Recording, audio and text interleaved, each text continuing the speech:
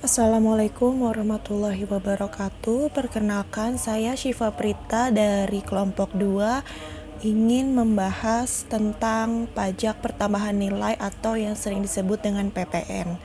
Sebelumnya saya ingin memperkenalkan dahulu kelompok saya, yaitu ada Bunga Tasya, Rizky Fernanda, saya sendiri, Fitri Devina, Hesti Aisyah, dan yang terakhir yaitu Selamat Hidayat.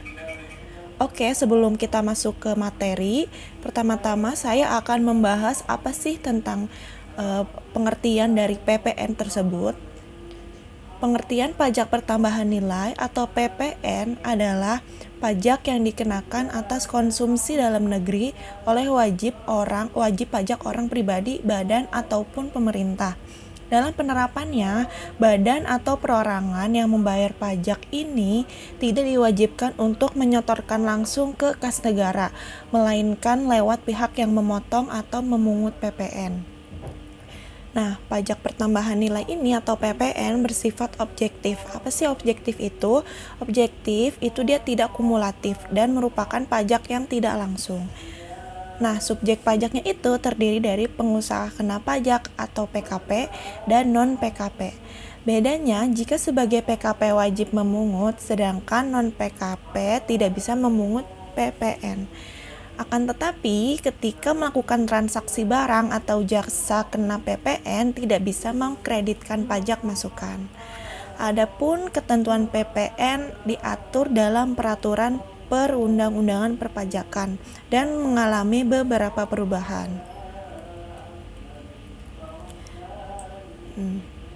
Apa aja sih undang-undang yang mengatur tentang pajak pertambahan nilai? Yang pertama yaitu Undang-Undang Nomor 8 Tahun 1983.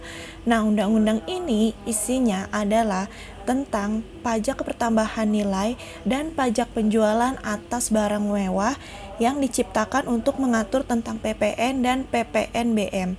Nah, PPNBM ini apa sih? Kepanjangan dari pajak penjualan atas barang mewah dan disahkan pada 1 April 1985.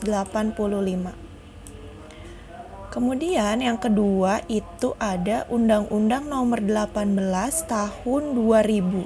Nah, undang-undang ini muncul setelah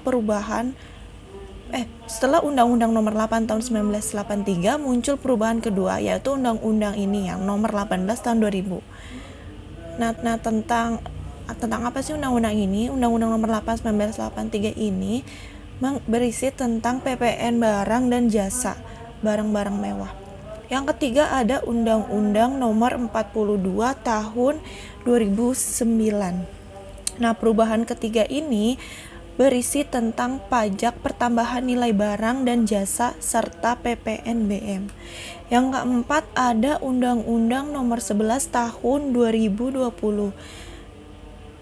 Nah, meski ketentuan baru tentang pajak pertambahan nilai ini juga diatur kembali dalam Undang-Undang Nomor 11 Tahun 2020 tentang Cipta Kerja pada klater perpajakan, namun Undang-Undang 42 Tahun 2009 sebagian masih berlaku. Nah, yang kelima ini undang-undang terbaru yaitu Nomor 7 Tahun 2021. Nah, peraturan perundangan perpajakan tentang PPN tertuang dalam Undang-Undang HHP Nomor 7 Tahun 2021 tentang harmonisasi peraturan perpajakan.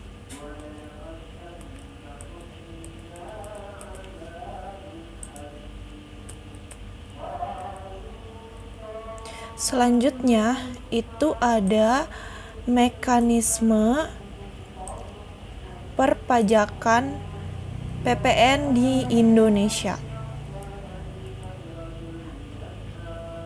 Yang pertama, PKP yang melakukan penyerahan wajib memungut pajak pertambahan nilai dari pembeli atau penerima BKP atau JKP dan membuat faktur pajak sebagai bukti pemungutannya. Yang kedua, pajak pertambahan nilai yang tercantum dalam faktur pajak tersebut merupakan pajak keluaran bagi PKP penjual yang sifatnya sebagai pajak yang harus dibayar atau yang disebut utang pajak. Yang ketiga, pada waktu PKP melakukan pembelian yang dikenakan PPN yang merupakan pajak masukan sifatnya itu bayar pajak yang dibayar di muka. Sepanjang BKP yang dibeli tersebut berhubungan langsung dengan kegiatan usahanya. Yang keempat, untuk setiap masa pajak atau setiap bulannya, apabila jumlah pajak keluaran lebih besar daripada masukan, maka selisihnya harus disetor ke kas negara, paling lama yaitu akhir bulan berikutnya setelah berakhirnya masa pajak, dan sebelum surat pemberitahuan masa pajak pertambahan nilai disampaikan, dan sebaliknya juga apabila selisihnya harus disetor ke kas negara, paling lama yaitu akhir bulan berikutnya setelah berakhirnya masa pajak, dan sebelum surat pemberitahuan masa pajak pertambahan nilai disampaikan, dan sebaliknya juga apabila jumlah pajak masukan lebih besar daripada pajak keluaran. Yang kelima, PKP di atas wajib menyampaikan SPT masa PPN setiap bulan ke KKP terkait paling lama akhir bulan berikutnya setelah berakhirnya masa pajak. Nah, berarti ada 5 mekanisme pajak pertambahan nilai di Indonesia.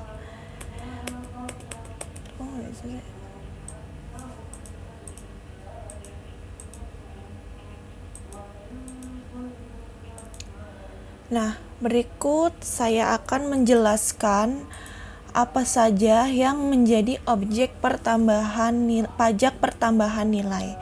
Yang pertama yaitu ada barang atau jasa yang dikenakan pajak pertambahan nilai. Barang atau jasa tersebut meliputi yang pertama, penyerahan barang kena pajak dan jasa kena pajak di dalam daerah pabean yang dilakukan oleh pengusaha. Yang kedua, itu impor barang kena pajak. Jadi kalau misalkan kita mengimpor barang, kita otomatis akan kena pajak. Yang ketiga, pemanfaatan barang kena pajak tidak berwujud dari luar daerah pabean di dalam pabean. Yang keempat, pemanfaatan jasa kena pajak dari luar daerah pabean di dalam daerah pabean. Yang kelima, ekspor barang kena pajak berwujud atau tidak berwujud dan ekspor jasa kena pajak oleh pengusaha kena pajak. Yang keenam yaitu kegiatan membangun sendiri bangunan dengan luas lebih dari 200 meter persegi yang dilakukan di luar lingkungan perusahaan dan atau pekerjaan oleh orang pribadi atau badan yang hasilnya digunakan sendiri atau pihak lain. Dan yang terakhir yaitu penyerahan aktiva yang menurut tujuan semula tidak untuk diperjualbelikan sepanjang pajak masukan yang dibayar pada saat perolehan aktiva tersebut boleh dikreditkan. Nah, itu adalah objek PPN atau barang atau jasa yang dikenakan pajak pertambahan nilai. Selanjutnya akan dilanjutkan oleh anggota kelompok 2 yang lain.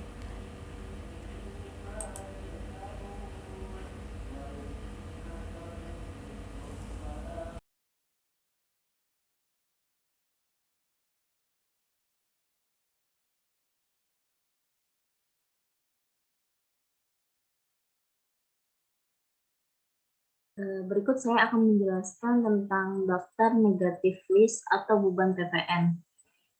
Tidak semua barang atau jasa dikenakan pajak pertambahan nilai atau sejumlah BKP atau JKP yang masuk dalam daftar negatif list atau tidak dikenakan PPN. Pengecualian pajak pertambahan nilai ini dikenakan terhadap barang atau jasa tertentu yang diatur dalam Undang-Undang Pajak Pertumbuhan Nilai. A. Barang tidak kena pajak. Yang pertama yaitu barang hasil pertambangan atau pengeboran, seperti minyak mentah, asbes, batu bara, gas bumi, dan lain-lain. Yang kedua ada barang kebutuhan pokok seperti beras, jagung, susu, daging, kedelai, sayuran, dan lainnya.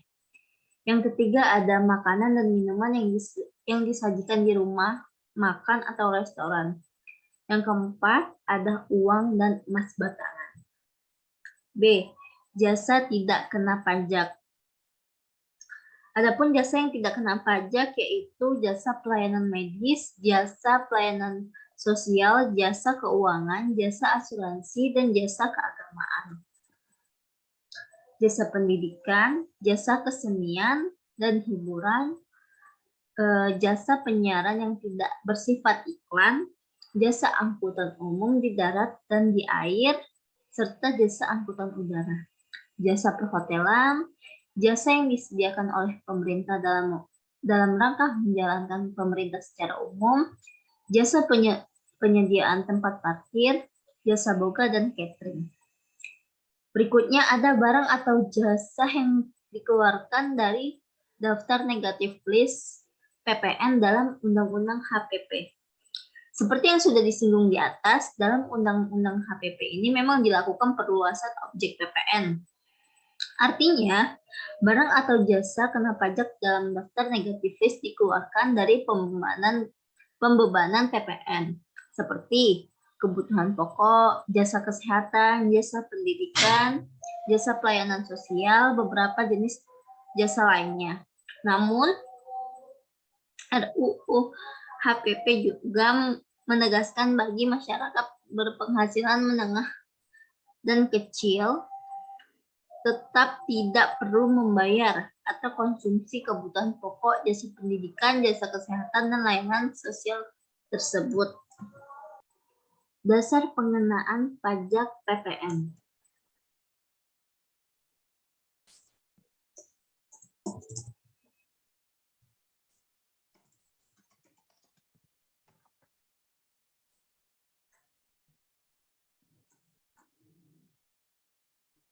Dasar pengenaan pajak PPN. Untuk menghitung pajak pertambahan nilai atau pajak pertambahan nilai digunakan nilai yang menjadi dasar pengenaan pajak atau DPP.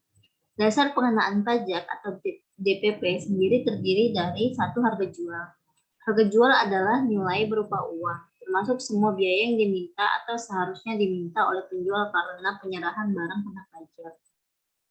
Yang kedua, penggantian. Penggantian adalah nilai berupa uang, termasuk semua biaya yang diminta atau seharusnya diminta oleh pengusaha karena penyerahan jasa kena pajak, ekspor, jasa kena pajak atau ekspor barang kena pajak tidak terbutut. Yang ketiga, ada nilai impor. Nilai impor adalah uang yang digunakan sebagai dasar perhitungan bea masuk ditambah pungutan berdasarkan ketentuan dalam peraturan perundang-undangan yang mengatur mengenai kepabeanan dan cukai untuk impor barang kena pajak. Yang keempat ada nilai ekspor. Nilai ekspor adalah uang atau biaya yang diminta oleh eksportir. Yang kelima ada nilai lain. Nilai lain adalah nilai yang berupa uang yang ditetapkan sebagai dasar pengenaan pajak yang diatur oleh Menteri Keuangan. Berikutnya ada DPP PPN atau Dasar Pengenaan Pajak Pertambahan Nilai yang diatur dalam pasal 9 ayat 1 sebagai berikut. Yang pertama, untuk penyerahan BKP atau pemanfaat BKP diterwujud, DPP-nya adalah jumlah harga jual. Yang kedua, untuk pengimporan BKP, DPP-nya adalah nilai impor atau definisi nilai impor. Lihat pada pasal 1 angka 20 Undang-Undang PPN. Yang ketiga, untuk pengeksporan BKP. DPP-nya adalah nilai ekspor. Terakhir, untuk kasus penyerahan BKP atau JKP tertentu, DPP-nya adalah nilai lain. Nilai lain adalah suatu jumlah yang ditetapkan Menteri Keuangan sebagai dasar pengenaan pajak pertambahan nilai atas jenis penyerahan BKP atau JKP tertentu. Tarif khusus untuk kemudahan dalam pemungutan PPN atas jenis barang atau jasa tertentu, sektor usaha tertentu diterapkan tarif PPN final, misalnya 1%, 2%, atau 3% dari peredaran usaha yang diatur dengan PMK. Setidaknya ada beberapa fasilitas atau insentif pajak pertambahan nilai yang bisa dimanfaatkan oleh PKP. Di antaranya, 1. PPN tidak dipungut dan dibebaskan. Pembebasan PPN diberikan pada pengusaha kena pajak. PKP yang menyerahkan barang atau jasa kena pajak tertentu, penyerahan pada perwakilan negara asing, penyerahan pada badan internasional, penyerahan pada badan internasional, penyerahan dengan asas timbal balik atau resiprokal. Sedangkan PPN tidak dipungut diberikan untuk penyerahan terkait dengan kawasan ekonomi tertentu. Fasilitas pembebasan tarif pajak tambahan nilai ini diatur dalam Undang-Undang PPN Pasal 16B Undang-Undang Nomor 8 Tahun 1983, Undang-Undang Nomor 42 2009. PPN yang dibebaskan ini memiliki kode transaksi 08, sementara yang tidak dipungut memiliki kode transaksi 07. 3. Fasilitas PPN ditanggung pemerintah atau DTP. Insentif PPN DTP diberikan pada sektor properti yang diatur oleh PMK nomor 103/PMK 03/2021. Insentif pajak pertambahan nilai DTP properti ini diberikan untuk penyerahan rumah tapak baru dan unit hunian rumah susun baru. Diskon DTP properti 100% untuk pajak pertambahan nilai rumah atau unit dengan harga jual paling tinggi 2 miliar. Diskon PPN DTP properti sebesar 50% untuk rumah atau unit dengan harga di atas 2 miliar sampai 5 miliar. 4. PPN tarif 0%. Pengenaan PPN 0% diberikan pada ekspor barang atau jasa kena pajak yang diatur dalam Pasal 4 Ayat 1 Undang-Undang Pajak Pertambahan Nilai. Pemberian insentif PPN 0% dilakukan perluasan jenis ekspor jasa kena pajak atau JKP yang mulai berlaku sejak 29 Maret 2021 diatur dalam PMK nomor 32 PMK 03 2019. Selanjutnya yaitu tarif PPN 11% dan kapan tarif PPN 12% berlaku. Sesuai pasal 7 UU nomor 42 tahun 2009 disebutkan besar tarif PPN adalah sebagai berikut. Yang pertama tarif umum 10% untuk penyerahan dalam negeri. Yang kedua tarif khusus 0% diterapkan atas ekspor PKP, BKP berwujud maupun tidak berwujud dan ekspor JKP. Yang ketiga tarif pajak sebesar 10% dapat berubah menjadi lebih rendah yaitu 5%. Dan paling tingginya 15% sebagaimana diatur oleh peraturan pemerintah. Sedangkan ketentuan terbaru dalam Undang-Undang HPP ini, besar tarif PPN adalah 11% dan 12%. Tarif pajak pertambahan nilai terbagi menjadi dua, yaitu tarif umum dan tarif khusus. Seperti yang sudah disebutkan di atas, berlakunya kenaikan tarif PPN terbaru dalam Undang-Undang HPP disebut dilakukan secara bertahap, yakni satu tarif umum. Tarif PPN 11% berlaku mulai 1 April 2022. Tarif PPN 12% paling lambat diberlakukan tanggal 1 Januari 2025. Selain umum PPN, di mana perhitungan PPN yang terutang dilakukan dengan cara mengalihkan tarif pajak dengan dasar pengenaan pajak. Proses perhitungan tersebut dapat diilustrasikan sebagaimana pajak pertambahan nilai sama dengan tarif PPN dikali dasar pengenaan pajak, di mana dasar pengenaan pajak ini terdapat 3, yaitu untuk harga jual dan penggantian, lalu nilai ekspor dan impor, kemudian nilai lain. Yang pertama yaitu harga jual penggantian. Biasanya biaya yang diminta atau seharusnya diminta oleh penjual karena penyerahan BKP atau JKP. Kemudian nilai ekspor dan impor, nilai yang menjadi dasar perhitungan bea masuk ditambah pemungutan kepabeanan dan cukai untuk impor BKP atau semua biaya yang diminta atau seharusnya diminta oleh eksportir. Kemudian nilai lain. Sedang nilai lain ini diatur dengan atau berdasarkan PMK hanya untuk menjamin rasa keadilan yang dibutuhkan oleh masyarakat banyak.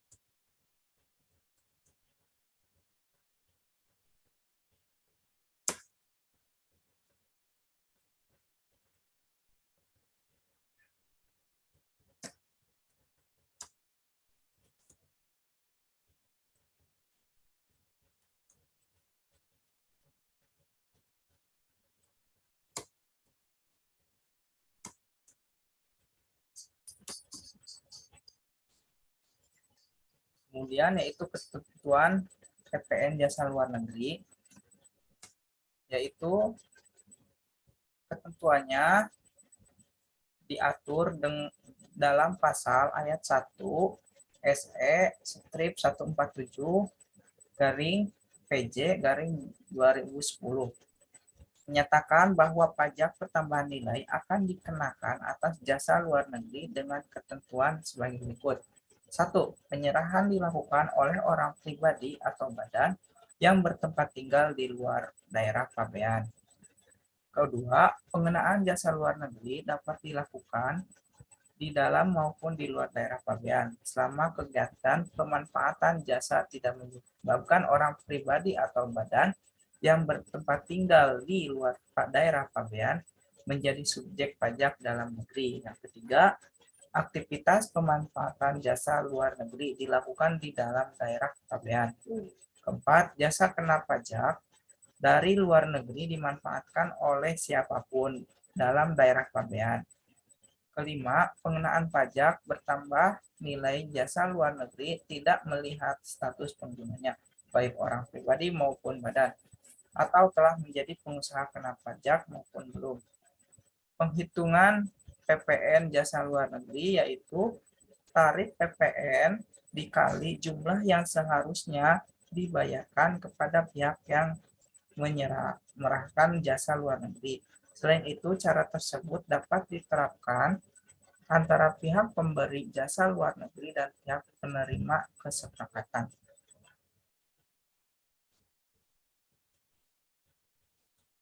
Kapan saat terutangnya PPN? Yaitu saat terutangnya PPN ketika transaksi barang dan jasa kena pajak dalam tahap sebagai berikut. Yang pertama yaitu BKP berwujud diserahkan langsung ke pembeli atau pihak ketiga untuk dan atas nama pembeli. Lalu BKP berwujud diserahkan langsung ke penerima barang pemberian cuma-cuma, pemakaian sendiri, dan penyerahan antar cabang. Ketiga, BKP berwujud diserahkan ke juru kirim atau pengusaha jasa angkutan atau juga dikenal kurir. Keempat, penyerahan BKP berwujud berdasarkan hukum dan sifatnya berupa barang tidak bergerak terjadi saat penyerahan hak untuk menggunakan atau menguasai BKP berwujud tersebut. Kelima, impor BKP yang terjadi saat BKP dimasukkan ke dalam daerah pabean.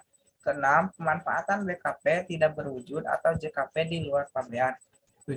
Perjanjian atau kontrak ditandatangani atau saat mulai tersedianya fasilitas atau kemudian untuk dipakai secara nyata sebagian atau seharusnya atas BKP tidak berwujud atau JKP. Harga ke-8, harga atas penyerahan BKP. Penyerahan BKP berwujud atau tidak berwujud atau jika diakui sebagai piutang atau penghasilan atau saat diterbitkannya faktur penjualan sesuai prinsip akuntansi yang berlaku umum diimplementasikan secara konsisten. Sekian dari saya, dilanjutkan oleh teman saya yaitu Fitri Devina.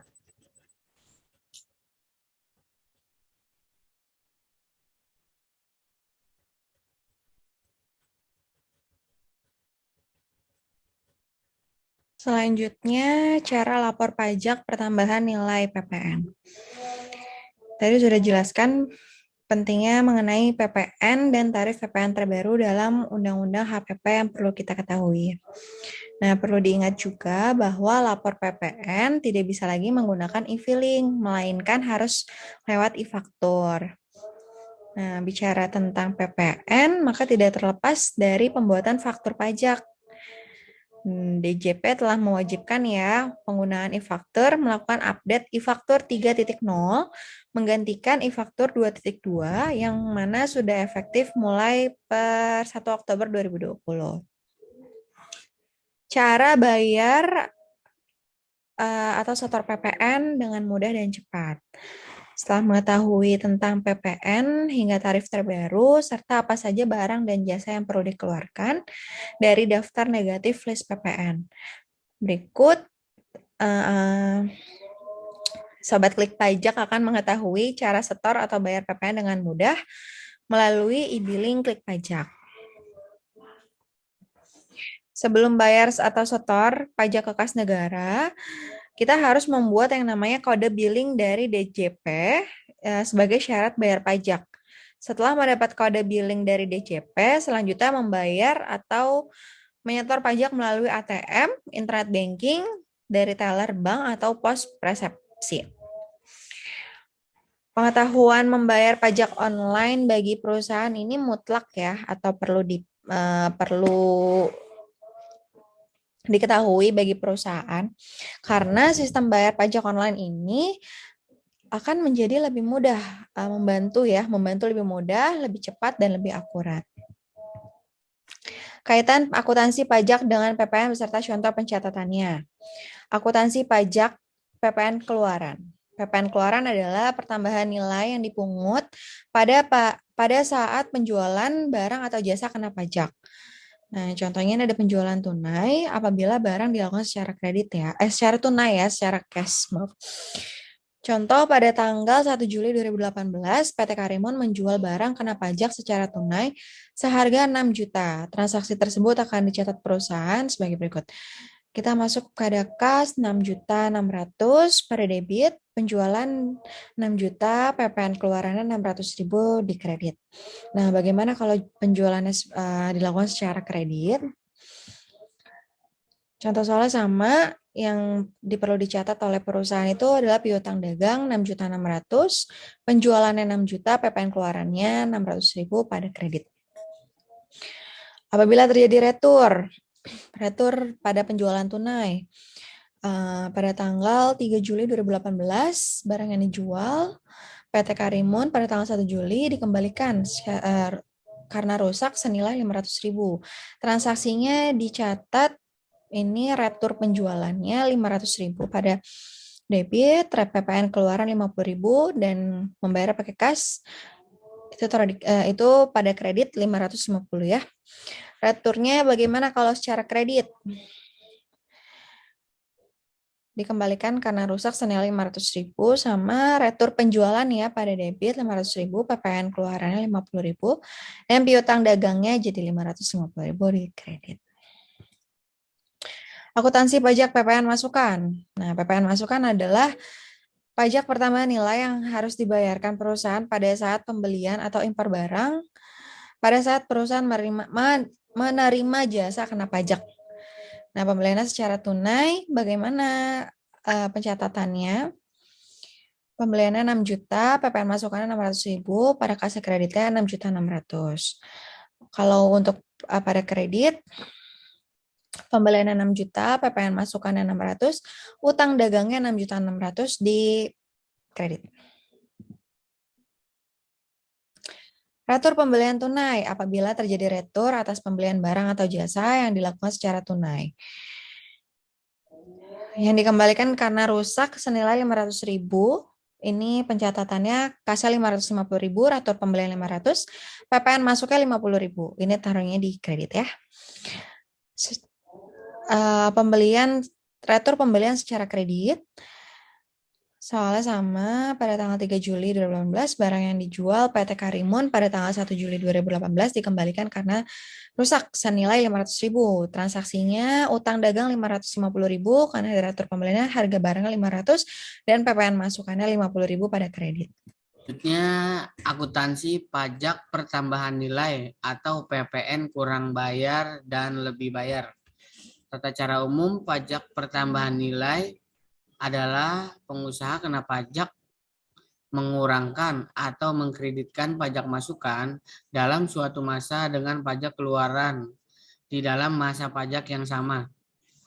Apabila dalam masa pajak tersebut lebih besar pajak keluaran, kelebihan pajak keluaran tersebut harus disetorkan ke kas negara. Sebaliknya pun begitu, apabila dalam masa pajak tersebut pajak masukan lebih besar daripada pajak keluaran, kelebihan pajak masukan dapat dikompensasikan atau diganti atau ke masa berikutnya dan dimintakan restitusi. PPN kurang bayar.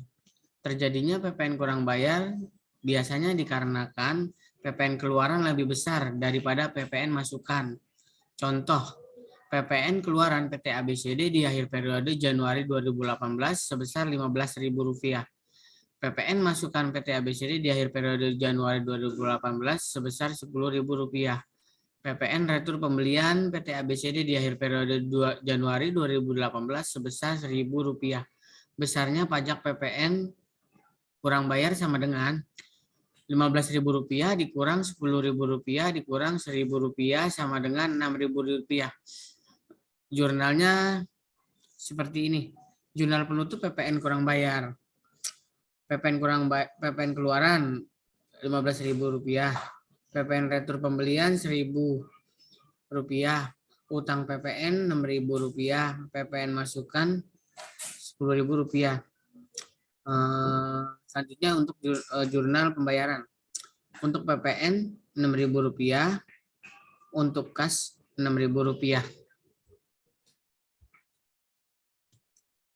Nah, tarif tersebut berdasarkan RUU HPP, daftar negatif list, subjek.